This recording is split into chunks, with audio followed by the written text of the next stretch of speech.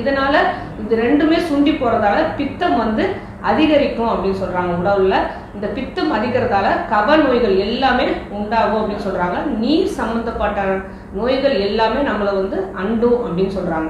இப்போ இதுல இருந்து என்ன தெரியுது அப்படின்னா, நம்ம ரொம்ப கோவப்பட்டாலும் நமக்கு பிரச்சனையா இருக்கும், அமைதியா நம்ம எல்லா விஷயங்களையும் நம்ம உள்ளுக்குள்ள வச்சிருந்தாலும் நமக்கு பிரச்சனையாயிடும். நம்மளோட எண்ணங்களையும் சரி சுத்தமாக வச்சிருக்கணும்.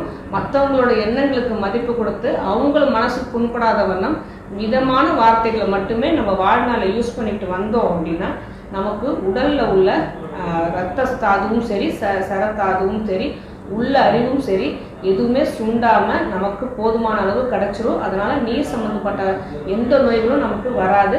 கப சம்பந்தப்பட்ட பித்தம் அதிகரிக்கவும் செய்யாது, கப சம்பந்தப்பட்ட எந்த நோயும் வராது. ஸோ நம்ம சித்தர்கள் நோய் வந்தால் எப்படி சரியாகும்னு சொல்றதுக்கு முன்னாடி எப்படி அதை ப்ரிவென்ட் பண்ணணும், என்ன மாதிரி வாழ்வியல் வாழணும்,